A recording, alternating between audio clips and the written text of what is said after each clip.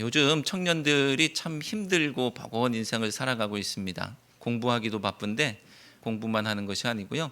등록금 마련하기 위해서 아르바이트도 하고 또 연애도 해야 되고 또 신앙생활도 해야 되고 뭐 그런 모습들이 있어서 그냥 공부만 하면 좋겠는데 여러 가지로 인해서 힘들고 피곤합니다. 하루는 어떤 학생이 중간고사를 보는데 그렇게 피곤했던 거예요. 아르바이트 하느라고 고생했던 거예요. 근데 보니까 하나도 모르겠는 거예요. 그래서 답안지를 백지로 내려고 하다가 백지로 낼 수는 없죠. 그래서 지혜가 떠올랐습니다. 하나님은 다 아십니다 라고 써서 냈어요. 그랬더니 교수님이 채점을 하다가 이거 빵점인데 이거 아닌데 찍 긁려다가 그래도 성의 없이 찍 긁을 수는 없어서 거기다가 썼죠. 하나님은 100점 너는 빵점 이렇게 썼습니다. 둘 다 맞는 얘기고 지혜로운 얘기지만 공부는 해야 되겠죠. 자, 오늘 본문에도 이렇게 하나님이 위대하시고 대단하신 분이라는 모습이 등장하는데 주께는 하루가 천년 같고 천년이 하루 같다라는 말씀이 나오죠. 이 말씀처럼 우리가 하나님과 인간의 근본적인 차이를 인정하고 살아갈 때에 우리의 신앙이 건강하게 되는 것입니다. 어떤 사람이 하나님께 기도합니다. 하나님께는 1억도 1원 같고 1원도 1억 같으시죠? 그렇게 기도했어요. 그랬더니 하나님께서 맞는 말이죠. 그렇지 라고 대답하십니다. 그랬더니 이 사람이 기도합니다. 하나님 1원만 주세요. 1억을 달라는 얘기를 하나님 앞에 1원만 주세요라고 그렇게 기도했습니다. 그랬더니 하나님께서 뭐라고 대답하시게요? 하루만 기다려라. 1000년만 기다려라 이런 얘기죠. 자, 너무나 유명한 예화들이었습니다. 하나님과 인간의 근본적인 차이를 설명하는 그런 것인데 이것을 알고 신앙생활하는 것이 우리에게 유익한 것이죠. 베드로후서의 마지막 장인 오늘 3장 말씀을 보고 있는데 3장은요. 사랑하는 자들아라는 말씀으로 시작하는 4개의 단락으로 구성이 되어 있습니다. 지난주에도 1절부터 그리고 오늘도 8절부터 14절부터 17절부터 이렇게 사랑하는 자들아라고 말씀하면서 말씀이 부분 시작되고 있는 것을 보게 됐죠. 베드로는 베드로후서 3장의 이 두 번째 토막을 사랑하는 자들아라고 시작하면서 이것만은 꼭 기억해라. 이것만은 잊지 말아라 라고 하면서 오늘 말씀을 주고 있습니다. 8절 말씀을 함께 읽겠습니다. 사랑하는 자들아 주께는 하루가 1000년 같고 1000년이 하루 같다는 이 한 가지를 잊지 말라. 아멘. 여러분 잊지 말라라고 했어요. 이것은 중요한 거예요. 중요한 거죠. 잊지 말라. 중요한 거니까 잊으면 안 돼. 이 한 가지만은 꼭 기억해라고 말씀하고 있는 것입니다. 그렇다면 이 말씀이 오늘 본문을 풀어가는 중요한 열쇠가 된다라는 사실을 우리가 알 수 있는 것이죠. 주께는 하루가 1000년 같고 1000년이 하루 같다라는 말씀은 어떤 의미일까요? 이렇게 살펴볼 수 있을 것 같아요. 얘들아, 하루가 1000년 같지? 그런데 1000년이 하루 같을 수도 있어 라는 거야. 자, 이것을 또 좀 더 풀어서 말씀드리면 주께서 오신다는 그 약속이 이루어지지 않는 것 같이 더디게 느껴지지. 하지만 생각지도 못할 그 순간에 주님께서 다시 오실 수도 있어 라는 이야기를 오늘 우리에게 해주시는 것이죠. 이렇게 8절에서 어떤 결론을 내주면서 오늘 말씀을 시작하고 있는 겁니다. 먼저 더디다고 느껴지지? 얘들아 더디다고 느껴지지? 라는 말씀에 대한 대답이 9절에 나오고 있는 것을 보게 되는데 뭐라고 대답하는지 9절 말씀을 함께 읽어보겠습니다.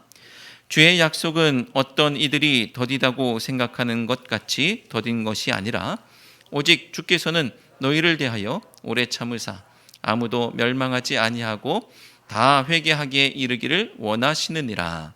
아멘. 예수님께서 다시 오시겠다고 했는데 아직 오시지 않았습니다. 그 사이에 죽는 사람도 생기기 시작했고요. 또 초대교회 성도들은 예수님께서 금방 오실 것이라는 기대, 가지고 신앙생활을 했는데 그것을 신학적인 용어로는 임박한 종말론으로 살아갔다 이렇게 표현합니다. 근데 이 기대가 점점 꺾여가고 있는 순간입니다. 그래서 어떤 사람들은 주의 약속이 왜 이렇게 더디지? 주의 약속이 왜 이렇게 더디지? 라고 생각하고 있는 그런 거예요. 하지만 오늘 말씀은 더딘 것이 아니라고 말씀하고 있습니다. 더딘 것이 아니라 하나님의 능력이 없어서, 하나님 의지가 없어서, 하나님께서 깜빡 잊으셔서 약속이 더디게 이루어지는 것이 아니라 하나님께서 오래 참으심으로 오래 참으시는 것이다 라는 것을 오늘 말씀하고 있는 것이죠. 더딘 게 아니라 오래 참으시는 거야. 하나님은 왜 오래 참으신다고 하시죠? 아무도 멸망하지 않고 회개에 이르기를 원하시기 때문에 하나님은 오래 참으신다라고 하십니다.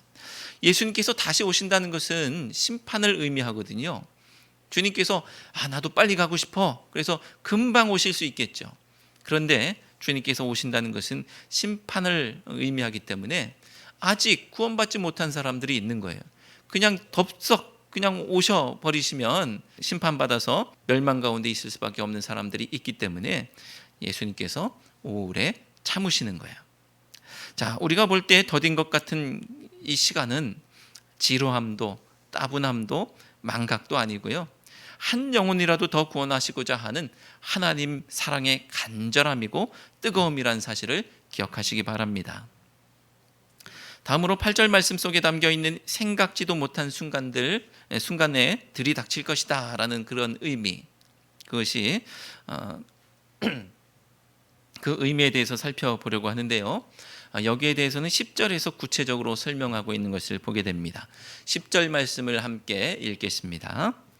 그러나 주의 날이 도둑같이 오리니 그날에는 하늘이 큰 소리로 떠나가고 물질이 뜨거운 불에 풀어지고 땅과 그 중에 있는 모든 일이 드러운 날이로다. 아멘. 자, 주의 날이 어떻게 된다고요? 주의 날이 도둑같이 올 것이다 라고 말씀하십니다. 더딘 것 같고 안 올 것 같은데 온다는 거예요. 주의 날이 온다는 거예요. 자, 도둑같이 온다는 것은 어떤 의미일까요? 도둑같이 온다는 것은 갑자기 온다는 거고요.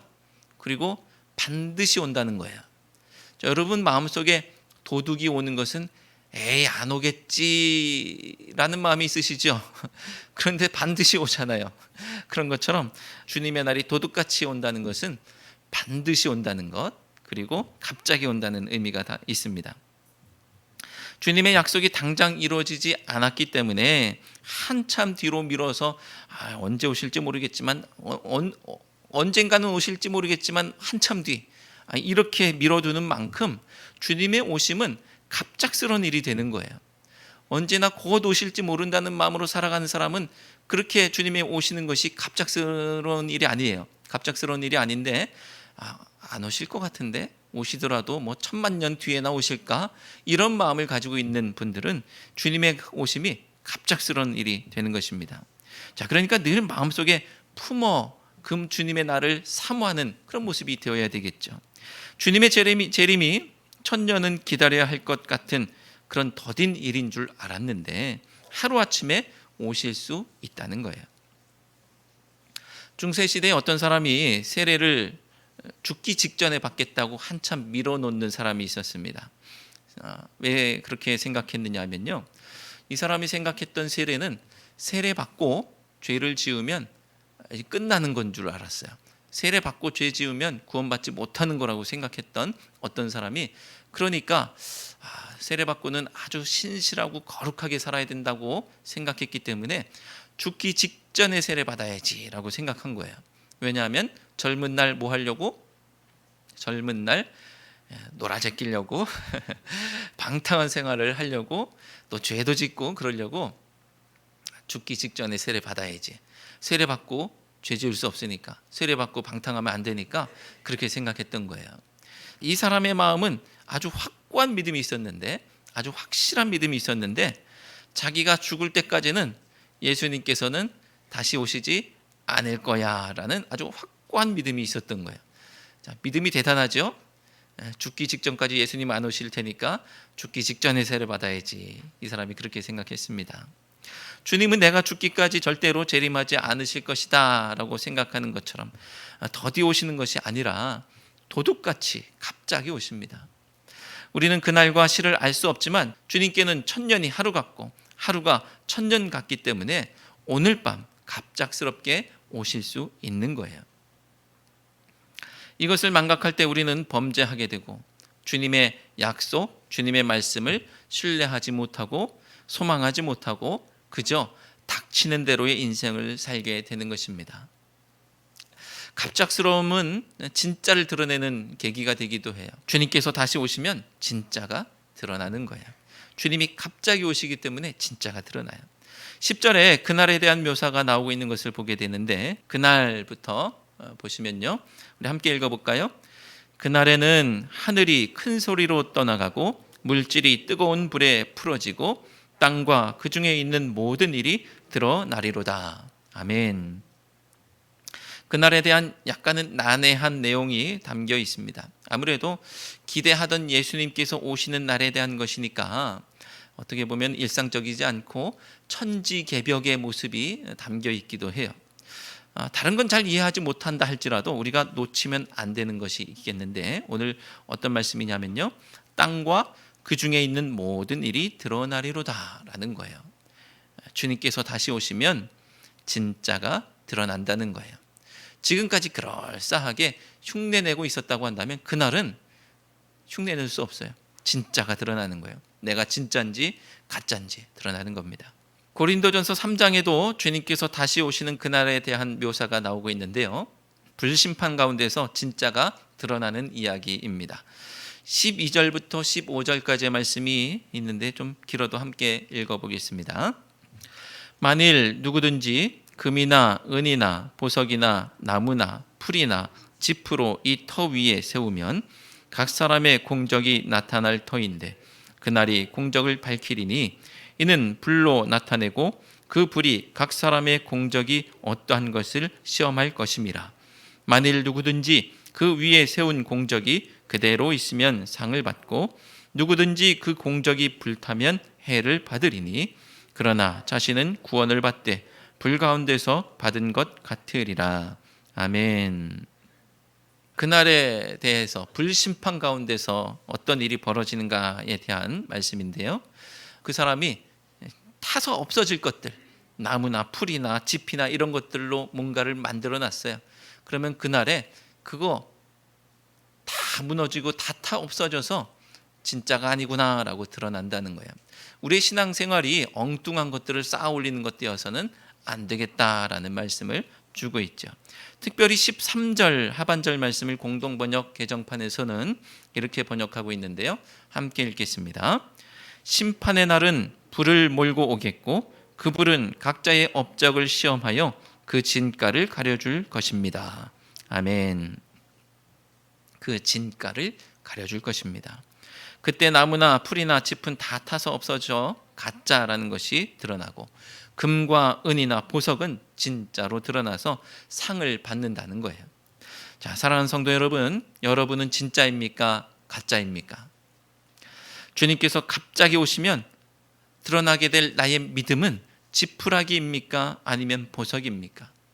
바라기는 여러분의 믿음이 그날에도 보석처럼 찬란하게 빛나게 되시기를 주님의 이름으로 축원합니다. 그렇다면 그날에 찬란하게 빛나는 진짜로 드러나기 위해서 우리는 지금 어떻게 해야 할까요? 우리가 지금 어떻게 해야 될지 11절 그리고 12절 상반절까지의 말씀을 함께 읽도록 하겠습니다.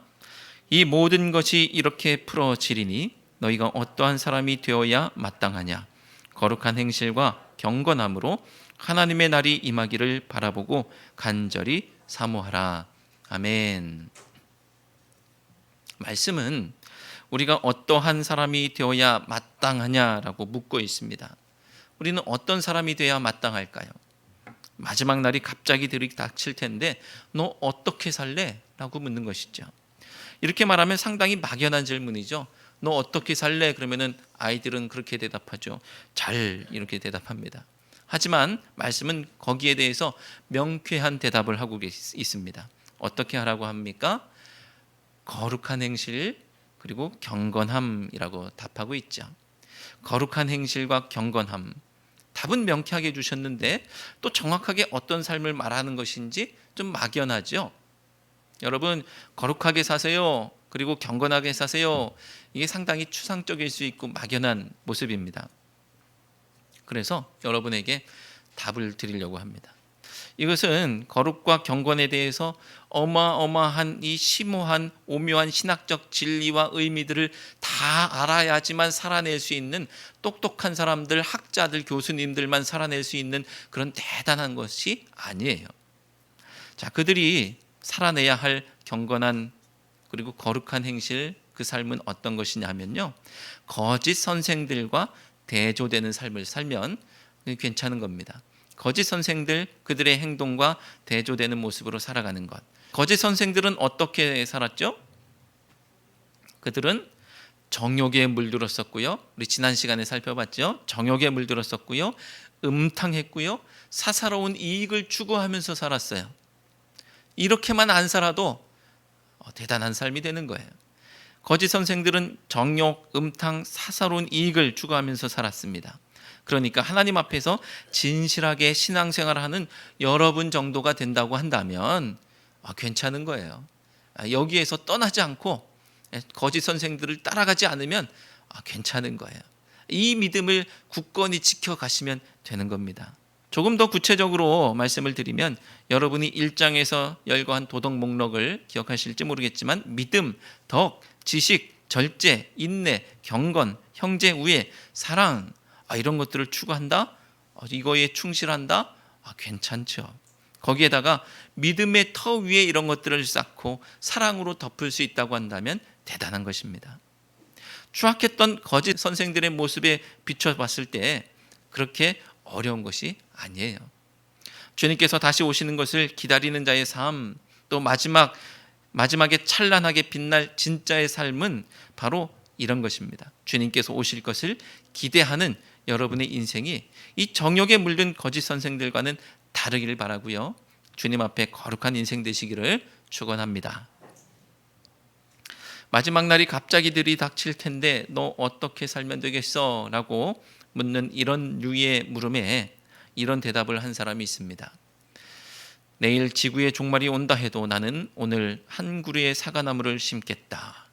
이게 무슨 말이냐면요, 이 얘기가 세상에서는 소망과 희망에 대한 이야기로 들리기도 합니다. 하지만 사실 이 이야기의 배경은 꼭 그렇지가 않아요.